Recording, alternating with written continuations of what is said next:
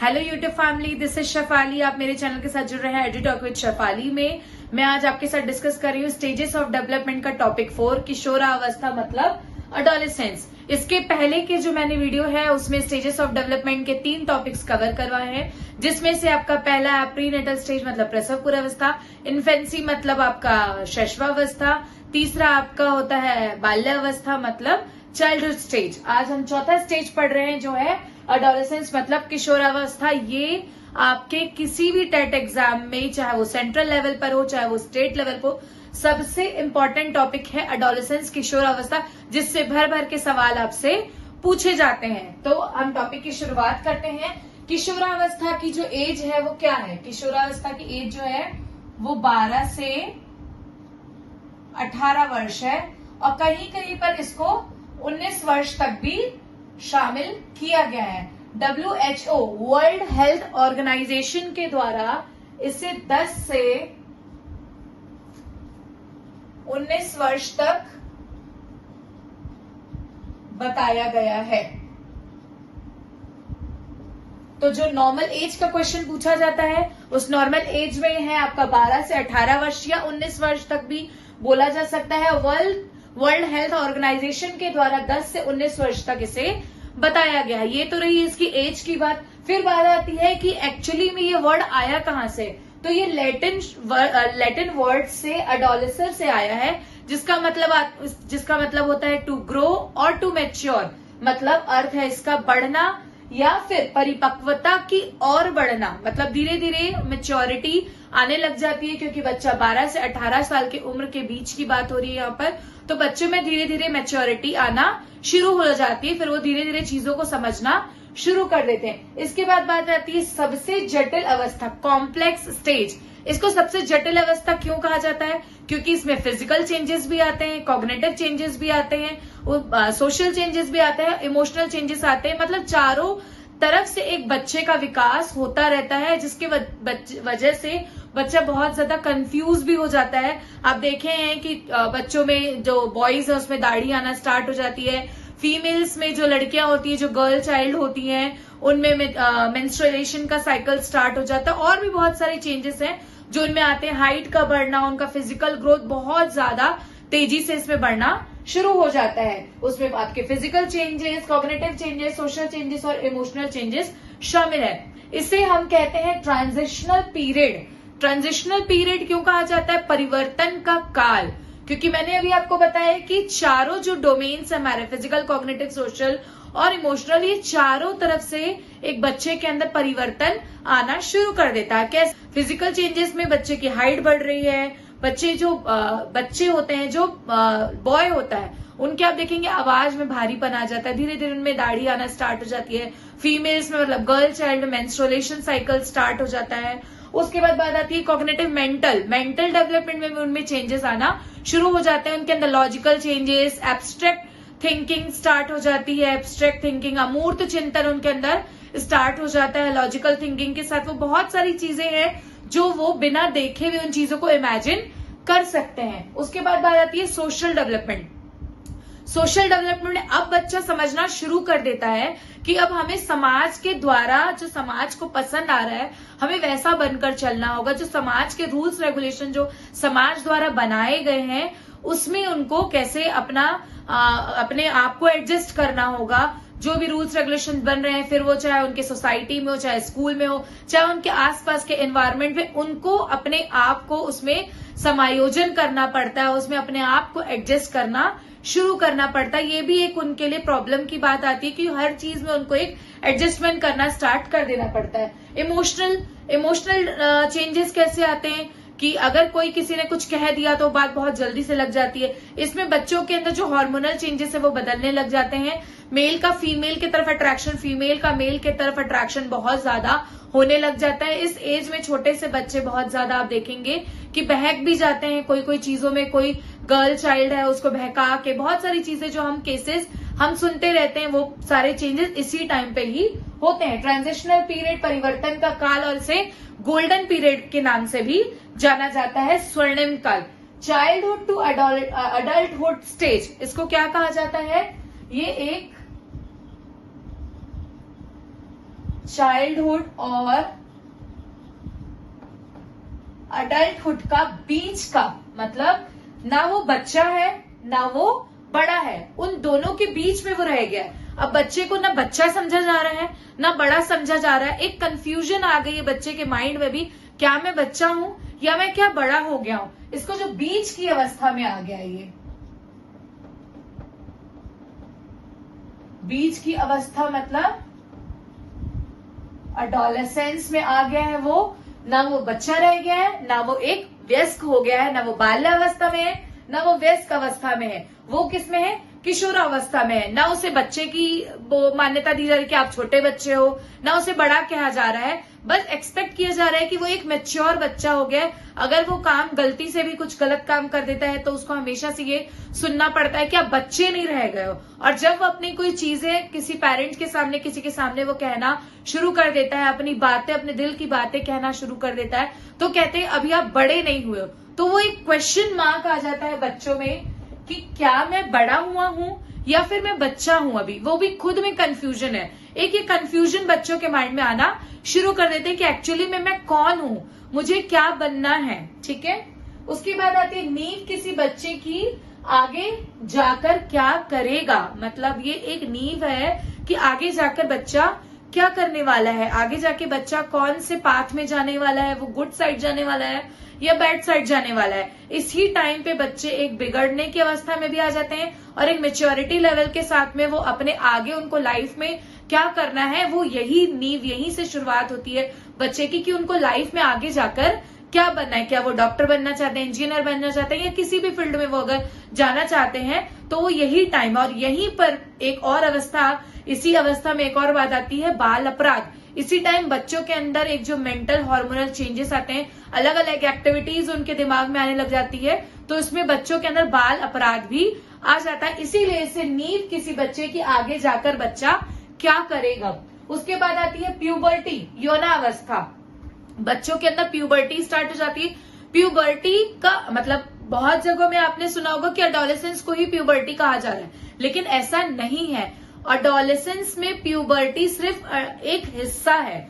जैसे एडोलेसेंस किशोरावस्था का दूसरा नाम नहीं, अपितु प्यूबर्टी हिस्सा है एडोलेसेंस का।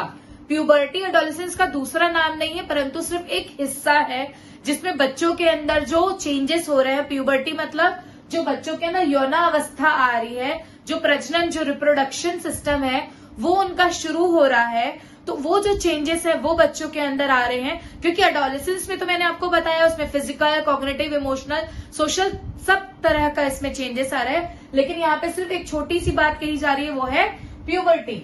ठीक है, प्यूबर्टी मीन्स क्या होता है, सेक्सुअली मैच्योर। अब वो यौन परिपक्व हो गया है, उनके अंदर रिप्रोडक्शन सिस्टम स्टार्ट हो चुका है and become capable of reproduction, मतलब वो प्रजनन कर सकता है। प्रजनन मतलब क्या होता है कि जैसे एक जीव है वो अपने ही तरह के दूसरे जीव को पैदा कर सकता है, उसके अंदर ये इतनी क्षमता शुरू हो जाती है। ठीक है, किसी जीव द्वारा अपने जैसे जीवों को पैदा करना जनन या प्रजनन कहलाता है। तो यही जो चेंजेस हैं जो बच्चों के अंदर कंटिन्यूस होते हैं, मेल हो चाहे फीमेल हो, गर्ल चाइल्ड हो या बॉय चाइल्ड हो, उनके अंदर रिप्रोडक्शन सिस्टम स्टार्ट हो जाता है, उनका सेक्सुअल मैच्योरिटी लेवल स्टार्ट हो जाता है।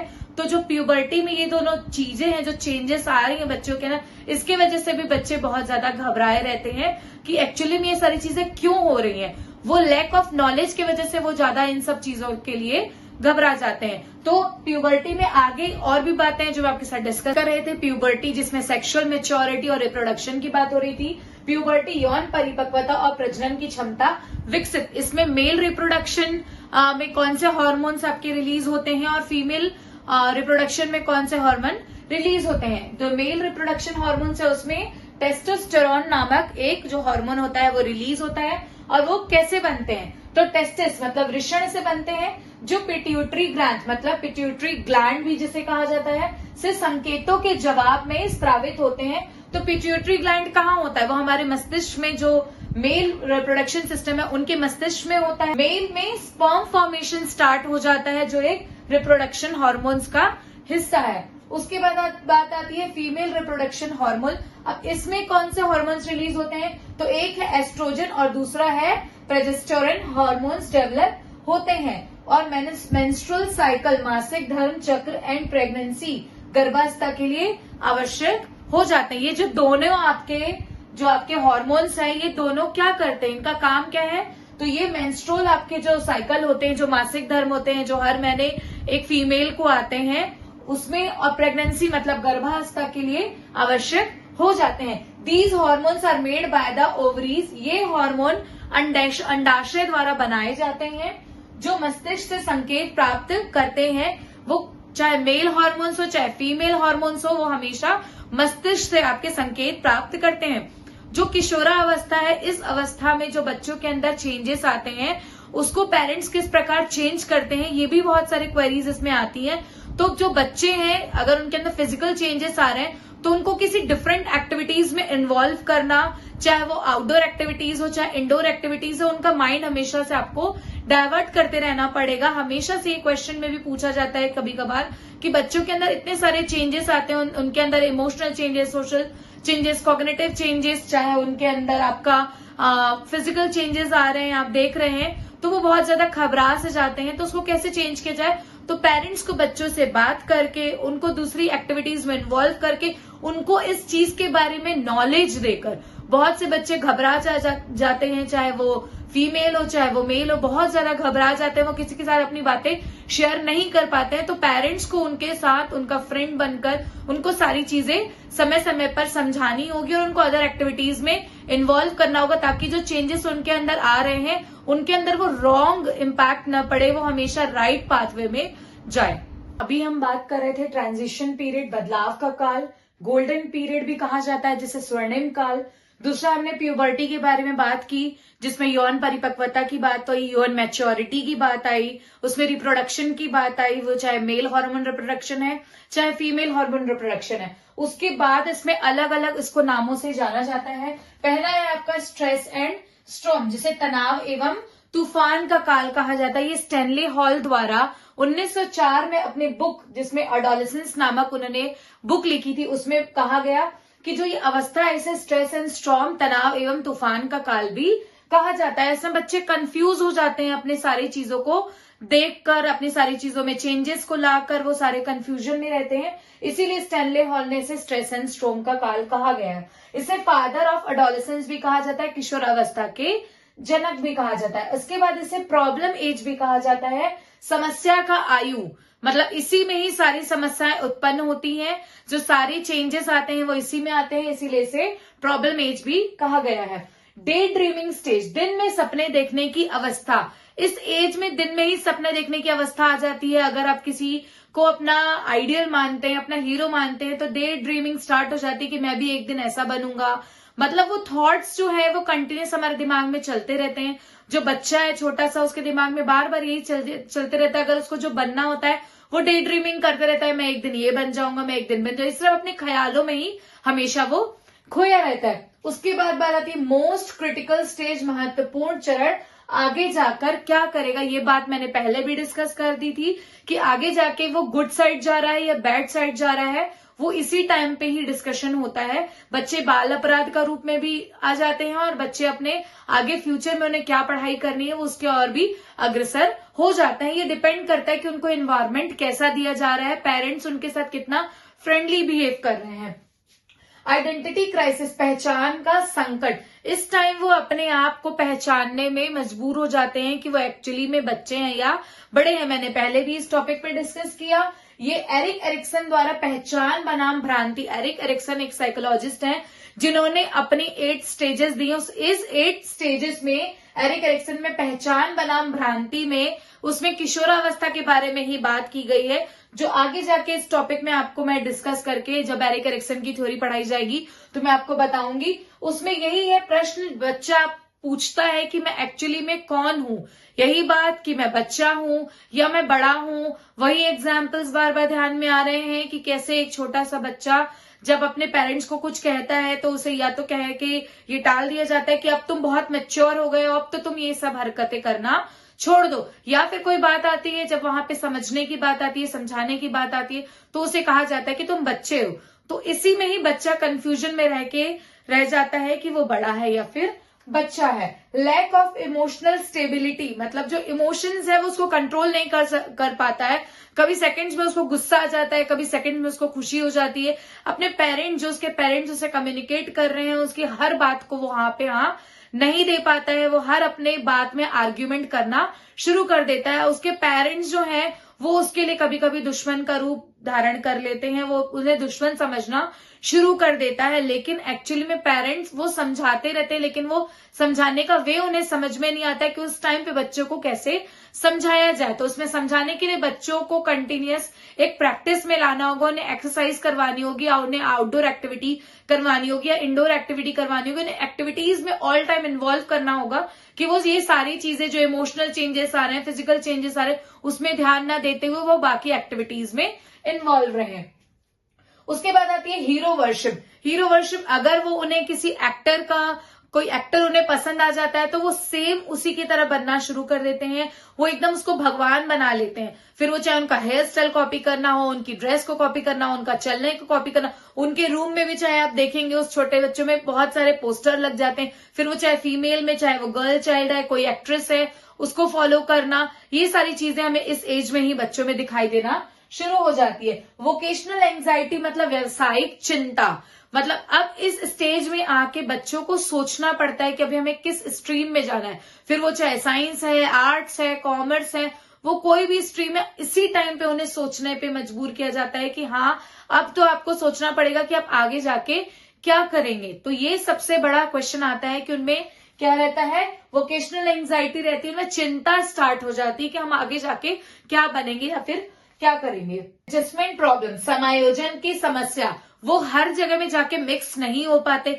जो उनके एकदम खास दोस्त है इस समय में, जो किशोरावस्था में है, इसमें बच्चे जो दोस्त होते हैं उनके वो सबसे इंपॉर्टेंट होते हैं। वो अपने दोस्त को ही सब कुछ मान लेते हैं। वो पेरेंट्स के आगे अपने दोस्त को इंपॉर्टेंस देते हैं कि बच्चे की जो फेवरेट फ्रेंड्स है, जो उनके क्लोज फ्रेंड्स है, बेस्ट फ्रेंड्स है, उन्हीं की बात को हमेशा वो मानते हैं। लेकिन जो ये इसमें बात आ रही है एडजस्टमेंट प्रॉब्लम, कि वो हर जगह अपने आप को एडजस्ट नहीं कर पाते। अगर कोई फैमिली में कोई रिलेटिव आ रहा है तो उनके साथ आप देखेंगे वो उस एज का बच्चा जल्दी से बैठ के बात करना पसंद नहीं करता है। तो ये सारी प्रॉब्लम्स उनमें हमको देखने को मिलती हैं। उसके बाद है फीलिंग ऑफ रिवोल्ट, विद्रोह की भावना। जैसे ही कुछ हो जाता है, कुछ कहा जाता है, तुरंत उनके अंदर एकदम गुस्सा, एंगर आ जाता है और तुरंत वो लड़ने के लिए तैयार हो जाते हैं। वो अपने आप को बहुत ज्यादा बड़ा समझने लग जाते हैं और वो तुरंत उनके अंदर वो एक विद्रोह की भावना जागृत हो जाती है। तो इसमें किशोरावस्था में बहुत ऐसे छोटे छोटे टर्म्स है जिसको एग्जाम्स में यूज किया जाता है। प्रीवियस ईयर जो क्वेश्चन है आपका, चाहे वो सी टेट है, चाहे वो सीजी टेट है, या आप किसी भी स्टेट का जो टेट है, उसमें आप देख सकते हैं कि प्रीवियस ईयर में क्वेश्चंस किस प्रकार से पूछे जा रहे हैं, किस टर्म्स को यूज किया जा रहा है। जो सबसे इंपॉर्टेंट जो टर्म्स थे, इसमें 10 टर्म्स से भी ज्यादा मैंने टर्म्स को यूज किया, आपको समझाया है। तो आपको वो प्रीवियस ईयर में क्वेश्चन में बार बार जब आप प्रैक्टिस करेंगे तब आपको वो टर्म्स क्लियर होंगे और किस प्रकार से क्वेश्चंस पूछे जाते हैं। ये जो सारी टर्म्स है, ये इसमें से क्वेश्चंस तो जरूर से जरूर बनते, लेकिन आपको प्रीवियस ईयर को, अपने जो प्रीवियस ईयर है, चाहे आप सीटेट देना चाह रहे हैं तो सीटेट का प्रीवियस ईयर हो, सीजी टेट है तो सीजी टेट का प्रीवियस ईयर हो, चाहे आप किसी स्टेट से देख रहे हैं, अपना किसी और स्टेट का एग्जाम है, जैसे अभी हमारा सीजी टेट अनाउंस है, वैसे यूपी टेट भी अनाउंस हुआ है अभी।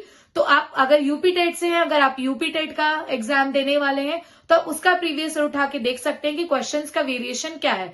टॉपिक वही है लेकिन पूछने का जो ढंग रहता है वो अलग अलग होता है। तो मेरे चैनल के साथ जुड़े रहिए, मेरे चैनल को सब्सक्राइब करिए, लाइक करिए, ज्यादा से ज्यादा शेयर करिए। इसके बाद जो नेक्स्ट टॉपिक होगा वो होगा प्रिंसिपल ऑफ डेवलपमेंट। इस टॉपिक के बाद हम डिस्कस करेंगे प्रिंसिपल ऑफ डेवलपमेंट। पहला टॉपिक ग्रोथ एंड डेवलपमेंट हमने डिस्कस कर लिया, उसके बाद डोमेन्स ऑफ डेवलपमेंट दूसरा टॉपिक, ये भी कंप्लीट हो गया। तीसरा टॉपिक स्टेजेस ऑफ डेवलपमेंट, ये भी हो गया।